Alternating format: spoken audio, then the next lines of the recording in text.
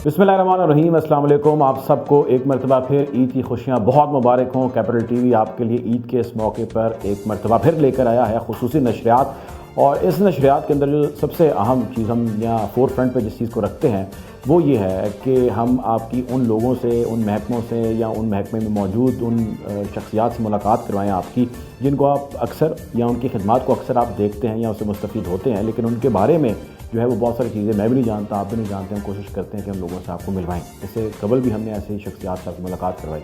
उसी की कॉन्टीन्यूटी में आज जिस शख्सियत से मैं आपकी मुलाकात करवाने जा रहा हूँ, मैं सोच ही रहा था कि उनके इंट्रोडक्शन से पहले मैं क्या क्या कहूँगा, बहुत सारा टाइम इसमें निकल जाएगा, लेकिन फिर मैंने ये सोचा कि let's find quick and Swift way, and that is कि मैं उनका क्या तारुफ़ कराऊँ, और वो किसी तारुफ़ के शायद मोहताज नहीं है। मेरे साथ मौजूद हैं और या मकबूल जान साहब। सर अस्सलाम वालेकुम। वालेकुम रहमतुल्लाहि व बरकातहू। आपको सर ईद की बहुत खुशियाँ मुबारक हो। आपको भी मुबारक हो। अल्लाह ताला आपके जवानों की ईद होती है, आपको ज़्यादा खुशियाँ मुबारक हो। बहुत शुक्रिया सर। सर ये बताइएगा औलिया साहब कि ईद का एक बड़ा एक टिपिकल सा क्वेश्चन होता है, ईद पे सेलिब्रेशंस किस तरह होती है, डे का आगाज़ कैसे होता है, क्या क्या करते हैं? देखिए, एक तो है रूटीन, वो हम तो बचपन से करते चले आ रहे हैं कि जो एक मंथली रूटीन भी बन गई है, एक सकाफती रूटीन भी बन गई है कि आपने सुबह उठना है और उसके बाद आपने नमाज़ पढ़ने जाना है, नमाज़ पढ़ने के बाद आपने बकरे वकरे को देखना है और बकरे को ज़िबा करना है।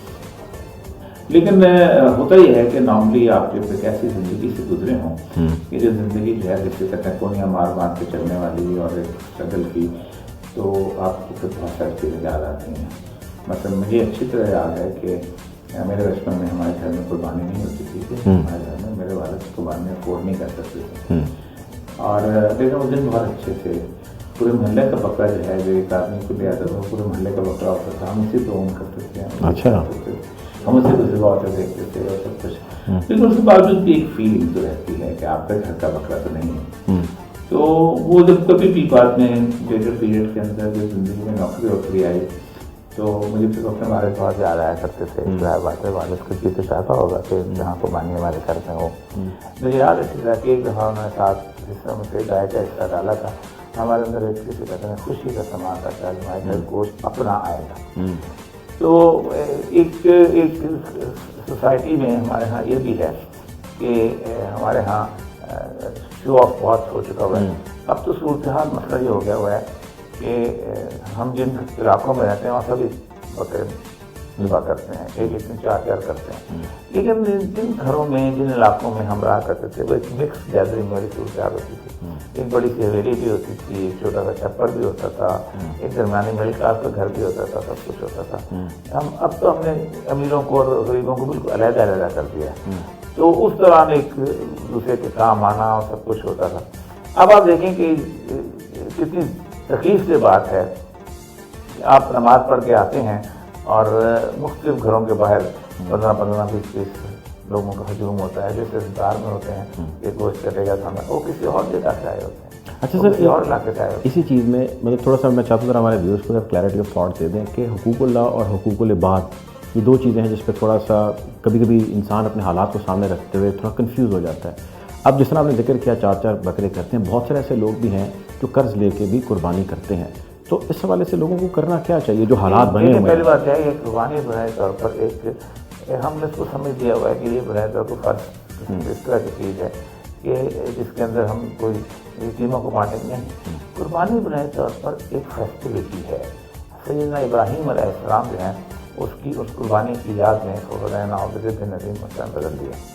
आपको देखिए, इसको सदके का गोश्त नहीं कहा गया, इसको खैरात का गोश्त नहीं कहा गया, लेकिन कहा गया कि जब तुम ये करो तो 2 लोगों को और शरीक कर लो, एक कराबदारों को 1/3 और 1/3 आप मसाकीन को, यतामा को।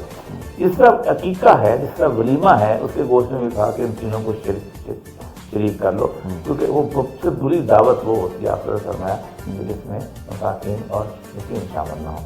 तो असल मतलब ये है कि जहाँ तक हुकूकुल्लाह का ताल्लुक है, वो तो अल्लाह तबारक व तआला ने बता दिया कि रसूलुल्लाह सल्लल्लाहु अलैहि वसल्लम से पूछ लो, नमाज कैसे पढ़नी है, रोज़ा कैसे रखना है, हज कैसे करना है, ज़कात कैसे। लेकिन जहाँ आ गया ना हुकूकुल इबाद का ताल्लुक, कुरान के अंदर अल्लाह खुद आके बैठ गया, किसको देना है, कितना देना है, कहाँ कैसे देना है। आप सोचें कि हम बुनियाद पर कुर्बानी का एक बकरा ज़िबा करके हम समझते हैं कि हमने शायद हक़ अदा कर दिया। अल्लाह तबारक व तआला फरमाते हैं कि लन तनालुल बिर्रा हत्ता तुनफ़िक़ू मिम्मा तुहिब्बून, دیکھو تم نیکی کے درجے پہ نہیں پہنچ سکتے اس وقت تک جب تک تم اس مال کو خرچ نہ کرو جس سے تم محبت کرتے ہو. محبت کرنے والا کون سا ہوتا ہے؟ آپ نے سوچا میری ویسٹ کوٹ خراب ہو گئی ہے, میں نئی ویسٹ کوٹ لینی ہے, فلاں دکان سے آئی ہوئی ہے, اس کے لیے آپ نے 15-20 ہزار کا جمع کیا ہوا, وہ جب آپ کسی کو دیں گے نا تب نیکی کے درجے پہ پہنچیں گے. اسی لیے فرمایا لیکن جزان طلوع وجوہکم قبل المشرق والمغرب. تم سمجھ لو نیکی یہ ہے کہ منہ مغرب کی طرف کر لیا, منہ مشرق کی طرف. ہاں نیکی کیا ہے؟ من آمن باللہ, ایمان لاؤ اللہ پہ, رسولوں پہ, آخرت. پھر ایمان لے آؤ تو پہلا کام کیا کرو؟ آت المال علی حبہ, اس مال کو خرچ کرو جو آپ نے موشیانی کا جوتا لینے کے لیے رکھا ہوا ہے, جو آپ نے بچے کو پڑھائی کے لیے رکھا, کس پہ؟ ذوی القربیٰ, قرابت داروں پہ. اللہ نے قرابت کی ڈیفینیشن بہت لمبی کر دی ہے, لیکن عربی میں 3 لفظ ہوتے ہیں خاندان کے لیے. نمبر 1 ہوتا ہے اہل بیت, آپ کی اولاد, آپ کے بیوی, جو اس کو ہوتا ہے اسرہ, آپ کی اولاد, آپ کے چچا کے بیٹے, آپ کے ماموں کے بیٹے, آپ کی پھوپھی کے بیٹے, کزن. قربا کہتے ہیں extended family.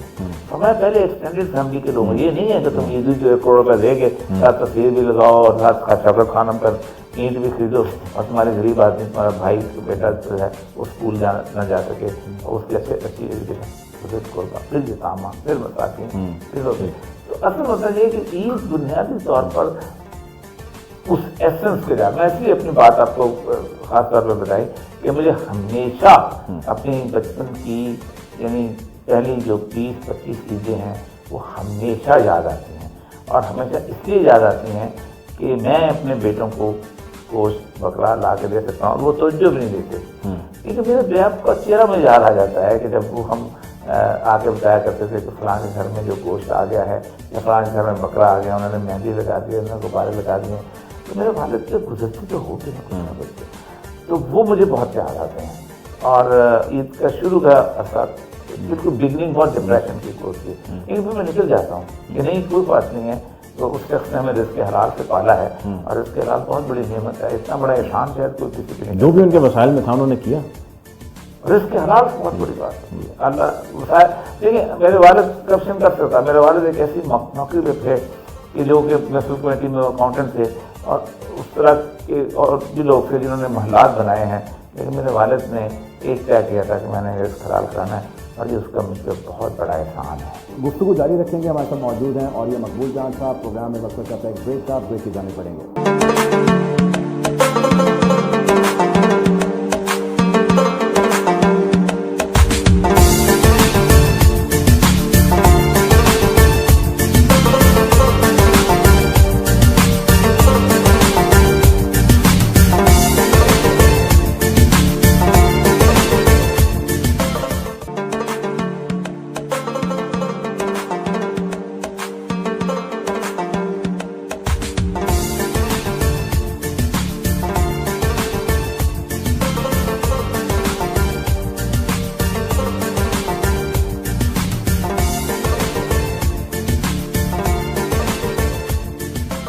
Welcome back after the break. Eid کی خصوصی نشریات جاری, ہمارے ساتھ موجود ہیں اور یہ مقبول جان صاحب.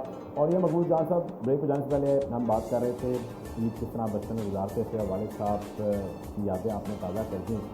یہ بتائیے کہ بہت سارے لوگ آپ کے بارے میں یہ جانتے ہیں کہ آپ ایک تجزیہ کار ہیں اور آپ ایک صحافی ہیں, اور بہت میرا خیال ہے کم لوگ ہیں وہ یہ جانتے ہیں کہ آپ ایک بیوروکریٹ بھی رہ چکے ہیں, اور آپ نے سول سروسز کا امتحان دیا اور ٹیچرس کیا, اور آپ ماشاء اللہ گورنمنٹ کا بڑا ایک سال جو ہے وہ ایز اے پارٹیسپینٹ بھی آپ نے چیزیں میں پارٹیسپیٹ کیا. تھوڑا سا لوگوں کو اپنی جرنی کے حوالے سے بتائیے گا, مین from where you started and how you reach here. دیکھیں بیوروکریسی تو میرا مڈل بریک کی جگہ ہے, درمیان کی جگہ ہے. میں basically I started writing poetry.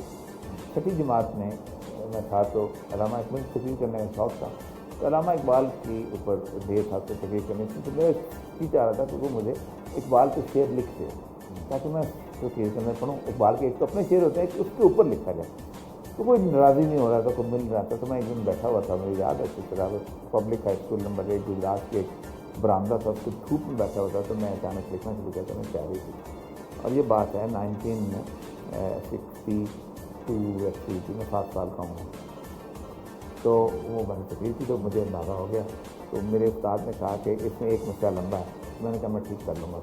لیکن مجھے اچھی طرح یاد ہے کہ وہ اس وقت میں شاعری کرتا رہا. 72 میں میری پہلی غزل ایک بڑے اس میں آئی تھی اپنا, اور میں اس وقت ہوں گا 72 کا, تو میں 14 سال کا ہوں گا. تو اس کے بعد شاعری کی, شاعری کے بعد پھر میں یونیورسٹی میں پڑھا. لیکن میں کبھی کبھی سوچتا ہوں کہ اللہ تبارک و تعالیٰ جو ہے کتنا مہربان رہا ہے میرے اوپر کہ مجھے زندگی میں کبھی وہ خواب اس نے دکھائے نہیں جو اس نے پورے نہ کیا. میں بچپن میں خواب دیکھتا تھا کہ شاعر جو ہوتے ہیں ان کی کتاب آتی ہوتی, کتنے اچھے لوگ ہوتے ہوں گے, ان کی چھپتی ہیں کتابیں. 1988 میں میری شاعری کا مجموعہ قامت آیا اور بہت سیلیبریٹ ہوا تھا, بڑے لوگ گئے تھے. پھر میں سوچتا تھا کون ایسے لوگ ہوں گے جن کی شاعری لوگ گاتے ہوں گے. میری کئی نظمیں جو ہیں کئی گلوکاراؤں نے گائی ہیں. پھر ہم بڑے ہوئے تو ٹی وی میں آنے, آپ کو یاد آیا کہ ہمارے گھر میں ٹی وی نہیں ہوتا تھا, لیکن یونیورسٹی میں ٹی وی مل گیا تھا, ہال میں ہوتا تھا. تو ہم سوچتے تھے کہ ہمارے دوست تھے, ہم جو اسلام جد ہو گئے, طاول قاسمی ہو گئے, سارے پی ایف میں بیٹھتے تھے. ان لوگوں کے ڈرامے آتے ہیں, ہمارے بھی آ سکتے ہیں کہ نہیں آ سکتے.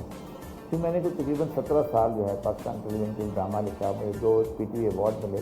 پہلا مجھے 2007 میں ملا, دوسرا مجھے 2017 میں ملا, 2007 میں ملا, پہلی دفعہ 1997 میں ملا, 2007 میں آخری تک. تو وہ ڈرامے کو 5 مہینے سیریز دیکھیں. پھر میں سوچتا کہ جب جاتے تھے اسکول جاتے, میں بس کالج جاتے میرے پاس بڑا سائیکل ہوتا تھا. تب میں چھوٹا تھا, میں کینچی چلایا کرتا تھا. بڑا مشکل سا کام ہوتا ہے کینچی چلا کے بنا, لیکن جاتے تھے. پھر اس سے میں ڈپٹی کمشنر کے گھر آیا کرتا تھا, اس پہ جھنڈا لگا ہوتا تھا, بہت بڑی بال ہوتی تھی. دیکھیے اس اندر سے گھر کیسی چیز ہے, میں کبھی اس کے اندر جا چکا ہوں نہیں.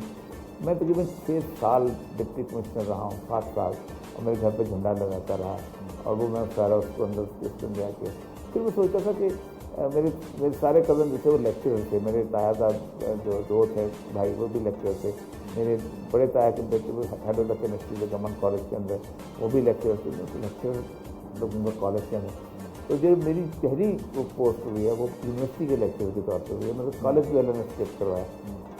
تو اس کے بعد پھر تو آگے چل پھر تو کالم نگاری شروع ہو گئی.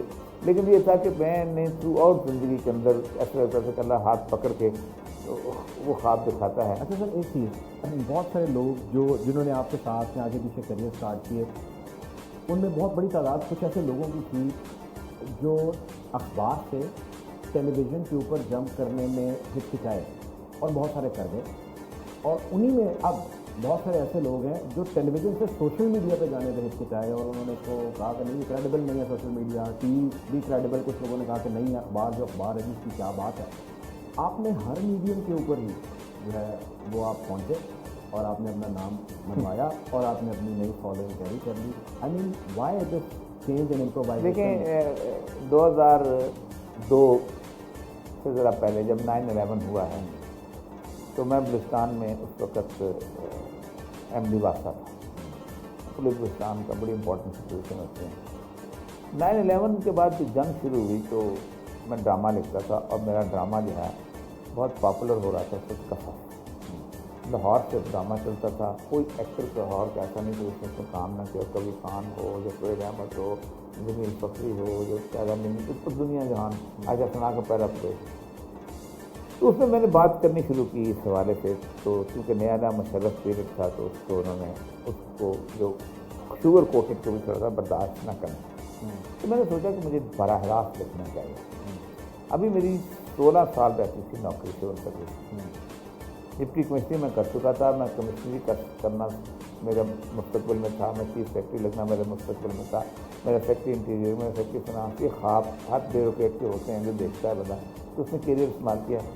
میں نے بہت لوگوں سے مشورہ کیا تو سب نے کہا کہ بیوقوفی ہے کہ تم کالم. میں نے کہا سب سے بات ہے کہ شاعر شاعری کرتا ہے تو اس سے کہو کہ تم نے یہ شاعری کی ہے ضیاء الحق کے زمانے میں پکڑو تو کہ میں تو یوسف خان کے بارے میں بات کر رہا تو نکل جاتا ہے. کالم میں آپ جو ہے براہ راست بات کرتے ہیں, آپ کو سچ پورا بولنا چاہیے. تو 1 جنوری 2002 میں پہلا کالم آیا تھا. آپ سوچ سکتے ہیں کہ 8ویں 9ویں کالم کے بعد ایک مشرق اخبار ہوتا تھا اس میں آیا تھا. 8ویں 9ویں کے بعد مجھے رحمان صاحب نے فون کیا کہ آپ جنگ میں لکھنا شروع کریں. اچھا, تو میں نے جنگ میں لکھا. تو 2002 کا جو APNS کا بیسٹ کالم اس کا وقت تھا وہ میرا تھا. مجھے اچھی طرح یاد ہے کہ مشرف اس کو دینے آتا. بڑی بڑی فیمس جو گفتگو طالبان کے زمانے میں آج بھی میں کبھی کبھی کوٹ کرتا ہوں. 6-7 لوگ تھے. رحمان صاحب کو مجھے ملا تھا, مجھے اس میں ملا تھا. تو بحث چھڑ گئی. میں نے کہا امریکہ ہارے گا آگے ہو. تو میں نے مشرف صاحب کے سامنے کہا تھا میں بحث نہیں کرتا ہوں, پریزیڈنٹ آف پاکستان یا بڑے بڑے لوگ ہیں, میں اللہ سے دعا کرتا ہوں کہ اللہ تعالیٰ ہم دونوں کو اتنی مہلت ضرور دے, ہم دونوں امریکہ کو اپنی زندگی میں افغانستان سے جا چڑھا دے.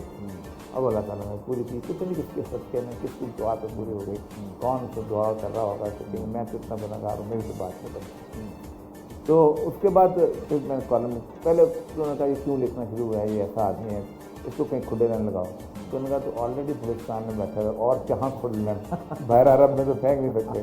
تو انہوں نے کہا اچھا چلو ٹھیک ہے, سب میں غصے کی بھڑاس نکالتا ہے. لیکن اس بھڑاس نکالتے ود ان 1 year میں اتنا اسٹیبلش ہو گیا ہوا تھا. اللہ تبارک و تعالیٰ نے ایک خاص قسم کا خوف ڈال دیا کہ میں اس کو پھر ہاتھ نہیں ڈال سکتا.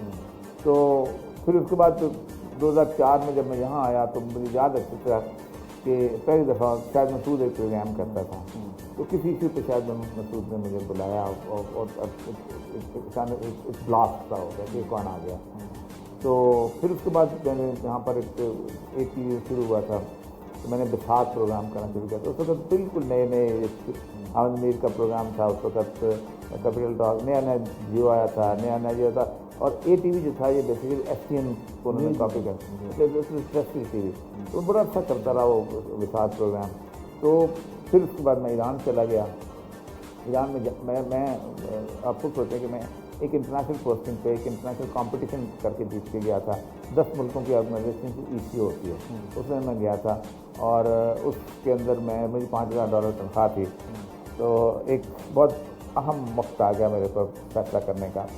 میں وہاں جب گیا تو انہوں نے پریس ٹی وی لانچ کیا تھا, کیونکہ میں ان کو خود ہی اس پہ ڈسکس کرتا تھا ایرانیوں سے کہ تم ہر زبان میں تم ٹی وی رکھتے ہو, تم انگریزی میں زبان میں تمہارا ٹی وی کیوں نہیں, اس کو تم گالیاں دیتے ہو امریکہ کو, تو انہوں نے ٹی وی رکھا. تو 8 جولائی 2008 کو مجھے صرف 2-2.5 مہینے ہوئے تھے وہاں پہنچے ہوئے. تو مجھے انہوں نے کہا کہ آج ہمارا افتتاح ہے, تو آپ ہمارے پروگرام کے چیف گیسٹ ہیں because it's your brain child. اچھا. تو اس دن جو کرنٹ افیئر کا میجر ٹاپک تھا دیٹ واز جامعہ ہفتہ. تو ریڈ پاسپورٹ میری جیب میں تھا, میں روانہ ہوا. $5,000 تنخواہ آنکھوں میں ہوتی ہے کہ چلو ٹھیک ہے, کسی کی سفارش کی بات نہیں تھی, انجام دے کے آیا ہوا تھا. میں نے واپس گاڑی موڑ لی. میں نے کہا نہیں چھوڑیں, کوئی بات نہیں کمپلین. لیکن گھر پہنچنے کے قریب مجھے اندازہ ہوا کہ میں ایک لفظ کی کالم کر نہیں لکھ سکوں گا اگر آج میں وہاں جا کے نہ بولا. تو میں وہاں گیا, ہم نے یوسف غازی کو بغیر ٹیلی فون پہ لیا, سب کچھ ہوا. پہلا دن تھا ایرانی ٹی وی کا, پوری دنیا ٹیون کر کے بیٹھی ہوئی تھی آج ایران ٹی وی بولے گا کیا. رات کو امبیسڈر کو مشرف صاحب کا فون ہوا کہ اس کو نکالا کیا کر دیں. انہوں نے پہلے بات کی ECO والوں سے, ECO کہتے ہیں کہ انٹرنیشنل امپلائی ایج نہیں ہو سکتا بھارت. انہوں نے کہا کہ نہیں نکالو. پھر انہوں نے یہ کہا کہ ہم اس کا ڈپلومیٹک پاسپورٹ ودرا کر لیں گے اور نکالو, امیونٹی ختم ہو جائیں. تو میں 6 سال کی وہ پوسٹنگ تھی, میں صرف 3 مہینے کے بعد $5,000 سیکریفائز کر کے یہاں آ گیا تھا. لیکن مجھے خوشی ہے. اس کے باوجود بھی اگر میں نے اب وہاں رہ جاتا تو میں شاید ایک بڑا روٹین سے لکھنے والا ہوتا, میرے قلم میں سچ نہ ہوتا کبھی. وجہ کیا تھی سب سے, مطلب لیکن آپ نے جو چاہا آپ کو مل گیا, پھر آپ اگلی چیز چاہتے ہیں اس کے پیچھے آپ لگ جاتے ہیں اور وہ بھی آپ کو مل جاتی ہے. یعنی کہیں نہ کہیں یہ چیز چھپی تھی آپ کے اندر, میں نے لکھنا ہے, میرے تھاٹس لوگوں تک جانے ہیں, وہ نہیں جا پا رہے تھے لیکن آپ نے نکالے. میرا اللہ کے ساتھ تعلق میں آپ کو بتاؤں, میرا اللہ کے ساتھ تعلق بالکل ایسا ہی ہے جیسے ایک ماں کا بیٹے کے ساتھ ہوتا ہے کہ جب تمہیں ضرورت ہوگی تو پیسے دے دینا. اس طرح کا تعلق اس نے میرے ساتھ رکھا ہوا ہے. 3-4 میں آپ کو چھوٹے سے واقعات بتاؤں گا. میرے والدین میرے بچے جو ہیں پہلے یقین نہیں کرتے تھے, اب وہ بھی یقین کرنے لگتے ہیں. کوئی بیوی بھی نہیں یقین کرے گی کہ پرسوں شادی ہے اور ہمارے پاس 4 پیسے نہیں ہیں تو کیسے ہوگی شادی. میں آپ کو یہ بتاؤں کہ میں ایران میری پوسٹنگ ہوئی تھی, میرا بیٹے نے MBA میں داخلہ لینا تھا, نام سے 6 لاکھ روپے کا, اس میں بس نہیں تھی. تو اس نے کہا کہ میں نے کہا جہاں تمہیں داخلہ ہوگا تمہاری بن جائے گی. یہ میری پوسٹنگ ہوئی 2007 میں اپریل میں. پرویز بھائی صاحب جہاں پر وزیر آتے ہیں, انہوں نے کہا ہم نہیں چھوڑتے, آپ نے کام کر رہے ہیں آپ کرے دیں. انٹرنیشنل پوسٹنگ مجھے 1 سال ڈیلے رہی, کہیں نہیں ہوتا. میں 2008 میں وہاں پہنچا, مجھے ایک $5,000 سیٹلنگ ان گرانٹ ملی. میں وہاں رہا, میرے بچوں کو ٹکٹ ملی, وہ گئے واپس آئے, میں واپس آیا, $5,000 ملے.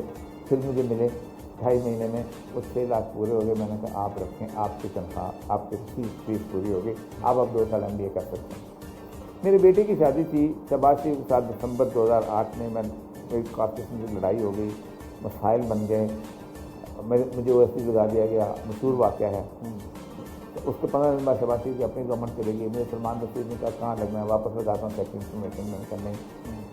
ایک وال سٹی کا پروجیکٹ تھا، یہ وال سٹی والی میں نے شروع کروایا تھا ظاہر بات، یہ ورلڈ بینک کا، اس میں 1.5 لاکھ روپیہ تنخواہ گیا زیادہ تھی، ورلڈ بینک الاؤنس تھا، کیونکہ ظاہر بات آپ کمشنر نہیں لگتے، آپ یہاں نوکری ووکری کر رہے ہوتے ہیں اس طرح کے، تو میں اس سے لگ گیا۔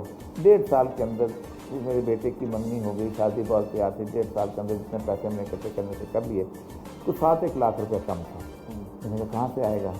اچانک مشتاق منہاس اور نصرت جاوید جیسے آج ٹی وی چھوڑ کے چلے گئے، شاہب زبیری میرے پاس پہنچ گئے، ہمارا ٹی وی جوائن کرنے خدا کے لیے ہمارا مسئلہ بن گیا۔ میں اور سلیم بخاری جو ہیں ان کو انہوں نے رکھ لیا، تقریباً 7 مہینے ہم نے 6 مہینے گزارے ہیں۔ جیسے ہی وہ 7 لاکھ پورے ہوئے نصرت جاوید واپس آ گیا، میرا وہ کام۔ بیٹی میری کی شادی تھی، میں نے ایک پلاٹ چھوٹا سا لے رکھا تھا بیریا ٹاؤن میں، 1997 میں قسطیں دے دے کے 5,000 روپये مہینہ، وہ کو 18 لاکھ کا بجٹ دیتا، مجھے 4 لاکھ کی ضرورت تھی۔ میں میں تو گھبراہٹ نہیں ہوتی تھی، میں اچانک سنجمیل پبلیکیشن پر گزر رہا تھا، تو میں نے کہا میرے ایک دوست نے میری کتاب مانگی ہوئی ہے تو میں کتاب اس سے لے جاؤں۔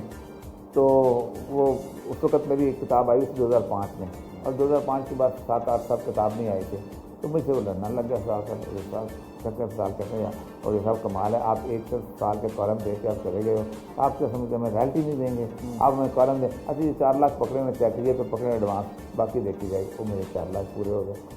اس کے بعد مجھے گھر بنانا تھا، میں جب ریٹائر ہوا تو میرے پاس کوئی گھر نہیں تھا۔ میں نے سود پہ بلیو نہیں کرتا، میں نے جی پی فنڈ نہیں لیا تھا، کیونکہ اس میں سود کی آج تک نہیں میں نے لیا۔ مجھے جو پینشن ملی تھی 75 لاکھ روپیہ تھے، چھوٹے چھوٹے کر کے ایک پلاٹ ملتا تھا، میں نے بنایا تھا، میں نے کبھی سرکار کا کوئی پلاٹ نہیں لیا۔ میں سیکٹری انفارمیشن رہا ہوں، ہر سال سیکٹری انفارمیشن کے 2 پلاٹ ہوتے تھے، ایک کافی کروڑ میں سے میں نے نہیں لیا، میرے کو پیسے نہیں تھے۔ میں نوکری سے ذرا سا پہلے 24 چینل آیا، اس نے کہا آپ آ جائیں، میں وہاں چلا گیا۔ آپ کو پتہ ہے اینکر کی تنخواہ اتنی کم نہیں ہوتی، پھر اس کے بعد ساتھ ہی اپنا نیو ٹی وی وہاں سے نکل گئے۔ میں وہاں اس پلاٹ کو 75 لاکھ کو ملا کے تھوڑے سے اور پیسے ملا کے میں اتنے اچھے گھر میں ہوں کہ عموماً بیوروکریٹ بھی شاید اتنا اچھا گھر نہیں بناتے جو کہ مجھے چھپاتے رہتے ہیں۔ میں نے ٹریل بتا دی۔ تو کبھی بھی ایسا نہیں ہوا کہ مجھے ضرورت آپ پڑی ہو، اللہ نے یا پہلے بندوبست نہ کیا ہو یا موقع پہ بندوبست نہیں۔ اب خود سوچیں نا، ان ساری چیزوں سے اگر میں آپ سے پوچھوں 1 لیسن، توکل۔ دیکھیں جنید بغدادی رضی اللہ عنہ سے پوچھا تھا کسی نے کہ بتائیے تصوف کیا چیز ہے، فرمایا توکل ہی تصوف ہے۔ مثالیں دیتے ہیں رسول اللہ صلی اللہ علیہ وسلم نے، کبھی دیکھتے ہو کہ پرندے گھر سے نکلتے ہیں اور پیٹ بھر کے واپس آتے ہیں، کوئی بھوکا کبھی آیا؟ میں آپ کو پوری میں نے کبھی زندگی کی لائف اسٹائل ٹوٹل، میں نے زندگی میں سرکار کے پلاٹ، میرے پہلا پلاٹ جو آفر ہوا تھا وہ میں 1988 میں آئی اسسٹنٹ مسٹر کوئٹہ، تو میں نے چلتن ہاؤسنگ سوسائٹی کی ایکوزیشن کی تھی۔ اکبر بکٹی چیف منسٹر تھے، تو انہوں نے کہا کہ اس بندے نے بڑا کام کیا ہے، تو اس کو 1000 گز کا پلاٹ دے دیا جائے۔ 1000 گز کا پلاٹ مطلب 2 کنال کا پلاٹ، کوئٹہ شہر میں بہت بڑا پلاٹ ہوتا ہے، 88۔ تو میں نے کہا ریکارڈ، جب انہوں نے افتتاح کے بعد کہا کہ تمہیں پلاٹ دینا ہے ہمیں، تو میں نے کہا کہ کیوں دے رہے ہیں؟ تو انہوں نے کہا اس لیے کہ آپ کی خدمات ہیں، آپ نے یہ زمین ایکوائر کر کے دیا۔ تو میں نے کہا مجھے اتنا پتہ ہے کہ ان خدمات کے عوض میں ہر مہینے ایک تنخواہ دیتا ہوں، اور میں اس تنخواہ کے عوض یہ میں نے کوئی زیادہ کام نہیں کیا۔ تو مجھے ایسے کر کے نا روکی کھڑا ہو گیا تھا، اور بہت لمبا چھوٹے تو بہت کمال ہے، اتنا سمجھ سے رائے کا جا رہا ہے، تو میں نے نہیں لیا تھا۔ اس کے بعد بھی بہت موقع ہے، ہر بیوروکریٹ کا پلاٹ ہوتا ہے، میرا نہیں ملے گا۔ ایک چیز بتائیے، اب آپ نے توکل کا ذکر کیا اور آپ نے بتایا کہ جس طرح آپ نے چیزوں کو اون کیا اور ریجیکٹ کیا اور اس کے رسپانس میں آپ کو کیا ملا، لیکن جب ہم اپنے حالات پر یہاں پر نظر دوڑاتے ہیں تو ہم دیکھتے ہیں کہ اتنی ناانصافی لوگوں کے ساتھ اتنا کچھ ہو رہا ہے کہ وہ کہتے ہیں کہ ہمیں تو سانس تک نہیں آ رہا، ہماری آکسیجن رکی پڑی ہے، ہم کس طرح جو ہے وہ توکل کرنے کے لیے کچھ لوگ کر لیں گے، باقی لوگ نہیں کریں گے، وہ بے چین ہوں گے، وہ اضطراب کی کیفیت میں جائیں گے۔ کیا یہ سب بھی قصور ان لوگوں کا ہے یا کچھ اور لوگوں کا قصور ہے ان کی حالت کے اوپر؟ جو لوگ اللہ تبارک و تعالیٰ کو سمجھنا چاہتے ہیں اور اس کائنات کے نظام کو سمجھنا چاہتے ہیں، وہ یہ بات سمجھ لیں کہ یہ ایک پیکج ڈیل ہے، اس پیکج ڈیل کے بغیر انصاف بھی نہیں ہو سکتا، اس پیکج ڈیل کے بغیر امن نہیں ہوتا، اور اس پیکج کے اندر آخرت شامل ہے۔ دیکھیں میں یہاں پر رہتا ہوں، میرے ارد گرد سارے امیر لوگ ہیں، لیکن میرے سامنے ایک گھر بن رہا ہے، اس گھر بننے میں ایک چوکیدار آ کے ملازم ہو جاتا ہے، وہ 9 مہینے کے لیے میرا پڑوسی ہے نا؟ میں یہاں رات کو کھانا کھاتا ہوں، آرام سے سوتا ہوں، اس کو 2-3 مہینے تنخواہ نہیں ملتی، بھوک میں رہتا ہے، ایک دن فوت ہو جاتا ہے۔ کوئی ایسا دنیا میں قانون ہے کہ ولی مقبول جان کو ہاتھ کڑی لگائے؟ نو، نہ امریکہ میں، نہ ناروے میں، نہ سویڈن میں، لیکن اللہ تعالیٰ لگاتا ہے۔ آپ گزر رہے ہیں، اچانک ایکسیڈنٹ ہو جاتا ہے، ایک آدمی موت اور حیات کی قسموں سے مبتلا ہے، آپ اپنے چکروں میں، آپ ڈیٹ پہ جا رہے ہیں، آپ کہتے ہیں میری گرل فرینڈ ناراض ہو جائے گی، آپ اس کو ہسپتال میں لے کے جاتے ہیں، وہ مر جاتا ہے، کوئی قانون ہے کہ آپ کو ہاتھ کڑی لگائے؟ اس کا مطلب یہ ہے کہ اس کائنات کے اندر جب تک آخرت کی جواب دہی کا ایک خاص تصور نہیں ڈالا جاتا، اس وقت تک آپ آگے نہیں جائیں۔ ہمارا معاملہ کیا ہے کہ جو آپ نے یہ کیمرہ پکڑا ہوا ہے نا، اور آپ نے جو مائک پکڑا ہوا ہے، آپ ہر بندے کی اچیومنٹ دنیا تک ناپتے، اس کے آگے آپ کے پاس پیمانہ ہی نہیں ناپنے کا، اسی وجہ سے لوگ کہتے ہیں ہم تباہ ہو گئے، ہم برباد ہو گئے۔ قرآن پاک کی ایک آیت ایسی ہے، اتنی مجھے ڈر آتا ہے، سورہ کہف کی آخری آیت میں ہے، اللہ فرماتے ہیں کل هل ننبئکم بالاخسرین اعمالا۔ آج میں آپ کو بتاؤں ان لوگوں کی کہانی کہ جن کی ساری کچھ زندگی کی ہے وہ تباہ ہو گئی، خسارے میں چلی گئی۔ الذین ضل سعیہم فی الحیات الدنیا، یہ وہ لوگ ہیں جن کی ساری زندگی کی تگدو دنیا کے گرد گرد گھومتی رہتی ہے۔ الذین فی الحیات الدنیا ہم یحسبون انہم یحسنون صنعا، اپنی باتوں کو بنا سوار کے پیش کرتے رہتے ہیں، اپنی کامیابیوں کو دکھا کے پیش کرتے رہتے ہیں۔ یہ کیا لوگ ہیں؟ آج میں نے ایک بیٹے کی شادی کی، میں نے اس کو گھر لے کے دیا، میں نے بیٹی کو اچھی زندگی گزارنے کے لیے وہ کر دیا، میں نے 1 فیکٹری سے 2 فیکٹریاں بنائیں، 4 فیکٹریاں بنا لی۔ میری اچیومنٹ کیا ہے؟ اچیومنٹ کہ آپ مناسب بن گئے؟ کیا ہے اچیومنٹ؟ آپ کا فرسٹ میں نام آ گیا، آپ امبانی ہیں وہ بن گئے؟ اللہ کہتا ہے ختم، داؤن قیامت، ورنہ میں قیامت کے دن ان کے اچھے اعمال بھی نہیں چھوڑوں گا۔ اگر اس نے خیرات مانگی ہوئی ہے وہ بھی نہیں۔ یہ وہ لوگ ہیں جو براہ راست بغیر حساب کتاب کے جہنم میں جائیں گے، بغیر حساب کتاب کے جائیں، کیونکہ ان کے ساتھ ہم کیا کرتے ہیں؟ آپ کبھی کسی نے آج تک ٹی وی پروگرام کیا کہ فلاں آدمی نے آخرت اتنی قبول کر لی ہے، خیرات اتنی کی ہے، آخرت کر لی ہے؟ ہم اس میں بھی ہم ڈنڈی مارتے ہیں، ہم اس میں بھی کہتے ہیں عیدی جو ہے وہ انسانیت کا آدمی کا، وہ دیکھو اس نے یہ کے لیا، ہم اس میں بھی ڈنڈی مارتے ہیں کہ ہم اس کو آخرت کے کھاتے سے آؤٹ کر دیتے ہیں۔ پاکستان کا المیہ یہ ہے کہ پاکستان میں لوگوں نے اپنے آخرت کے کھانے پہ لال لکیر کے لیے، اس لیے ہم کو اطمینان نہیں مل رہا۔ اچھا، اب اس وقت اسنا کے اندر جو ایک مطلب ویسے کوشش میری یہی تھی کہ سیاسی گفتگو نہ ہو، لیکن وہ کہتے ہیں نا ہلکی آنچ سے گفتگو۔ یہ بتائیے موجودہ حکومت جو ہے، یا اس سے پہلے جو حکومت تھی، یا اس سے پہلے یہی لوگ تھے، جو لوگ بھی آتے ہیں اور چلے جاتے ہیں، ان دا مین وائل جو عوام ہے وہ بیچاری مسئلے میں پھنسی ہوئی نظر آتی ہے، اور یہ نظر آتا ہے کہ اس کے مسئلے بڑھتے چلے جا رہے ہیں۔ کچھ لوگ سکھی بھی ہو رہے ہیں، ہم نے دیکھے، لیکن لارجلی مہنگائی کا نام دے دیں اس کو، آپ کسی بھی چیز کا نام دے دیں، لوگ ہیں پرابلم میں پاکستان کی، وہ کیا کریں آپ؟ دیکھیے پاکستان میں بہت ہوپ والا آدمی ہوں، اور مجھے لوگ اکثر کہتے ہیں کہ آپ امید نہیں چھوڑتے، اس کی امید چھوڑنے کی ایک بنیادی وجہ یہ بھی ہے کہ میں اللہ تعالیٰ کو بہت توقع کرتا ہوں۔ دنیا میں جہاں بھی تبدیلی آئی ہے نا، 4-5 بڑے معاشرے ہیں جہاں تبدیلی آئی ہے، فرانس میں آئی ہے، روس میں آئی ہے، چین میں آئی ہے، اور ایران میں، وہ اپنی بدترین صورتحال پر پہنچ رہے ہیں۔ پاکستان اب اس حالت میں آ گیا۔ انقلاب کے بارے میں کہتا ہے کہ اس سے ٹپنگ پوائنٹ ہوتا ہے، آپ گدے کے اوپر ایک لکڑی رکھتے ہو، دوسری رکھتے ہو، 200 رکھتے ہو، 2000 رکھتے ہو، برداشت کر جاتا ہے، لیکن 2001 رکھتے ہو گدا اترے پڑتا ہے۔ پاکستان کا 2001 آنے والا ہے۔ کتنا وقت لگتا ہے؟ مجھے بہت جلدی لگتا ہے۔ اس کی وجہ یہ ہے، دیکھیں میری بات ہے، فرانس میں ساری سوسائٹی ایسی ہوتی ہے، کہتے ہیں لوگ فرانس کی سوسائٹی جو فرائڈ لکھتا ہے، اور باقی لوگ بھی اس کو ایکسپلین کرتے ہیں، والنٹیئر وغیرہ بھی کرتے ہیں کہ اتنی مرنجا مرنج لکھنؤ ٹائپ سوسائٹی تھی کہ آپ سوچ سکتے ہیں کہ 17 بیروں کو ٹپ دے کے آپ ہوٹل میں داخل ہوتے تھے۔ ایلزبیتھین پور لا آیا تھا کیونکہ 6 لاکھ فقیر ہو گیا تھا پیرس شہر کے اندر، اور کہا گیا تھا کہ تم بھیک مانگ سکتے ہو، لیکن جس سے بھیک مانگ رہے ہو اس کے کپڑے کو پکڑنا کاگنیزیبل افینس، قابل دست اندازی پولیس کے میں ہوتا تھا، لوگ کپڑا پکڑتے تھے گزر نہیں دیتے تھے، اور وہ مذاق اڑایا جاتا تھا ہم لوگوں کو۔ وہ جو مشہور واقعہ ہے کہ کیک کیوں نہیں کھاتے، جو اس میں لوئی کی بیوی نے کہا تھا، اور روحان ان کا جرنیل تھا، اس کو کسی نے کہا لوگوں کو کھانا نہیں ملتا، تو اس نے کہا اتنی گھاس اگی ہوئی ابال کے کھاتے کیوں نہیں؟ تو لوگوں نے جب اس کو پکڑا تھا تو پہلے اس کے منہ میں گھاس ڈالی تھی، تو اس کی گردن کاٹی تھی۔ تو وہ لوگ تھے جو کبھی سوچ بھی نہیں سکتے تھے اسی میں زندگی گزار رہے تھے۔ چائنا بدترین قسم کی افیم کی، زندگی میں کبھی سوچا نہیں تھا۔ اوپیم وار لڑنا، اوپیم کی سپلائی کا ڈین تھا، لڑنا تو سوچنے کیا، دیواریں 3 بنائی ہوئی تھی کہ ہم لڑیں گے۔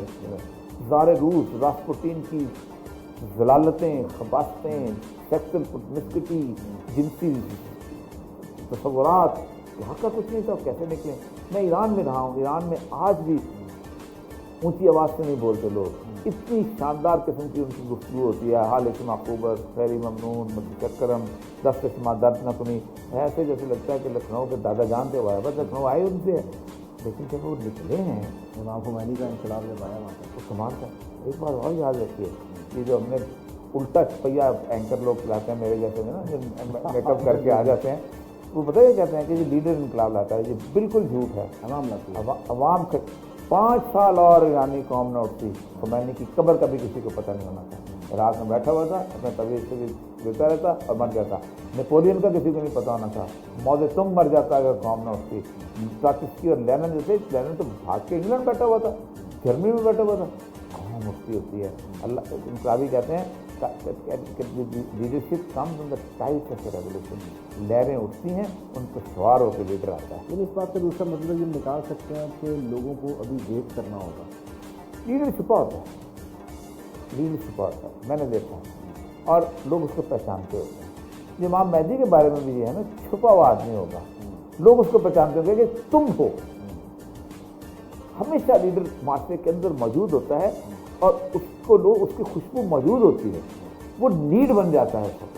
اور پاکستان میں کوئی نہ کوئی ہوگا یقین چھپا ہوا، پھر لوگوں کو اٹھنے۔ اللہ کہتا ہے ان اللہ لا یغیر ما بقوم حتی یغیروا ما بانفسہم، میں نہیں بدلتا ہوں اس وقت تک جب تک تم نہیں خواہش کرو۔ بدلتا اللہ ہے، خواہش تو تم کرو۔ اس وقت میں آپ کو بتاؤں آپ کی ٹاک شو کیوں پاپولر ہے؟ اس ٹاک شو نے ڈرامہ تباہ کر دیا، اس ٹاک شو نے اسٹیج شو تباہ کر دیا۔ اس کا کیوں؟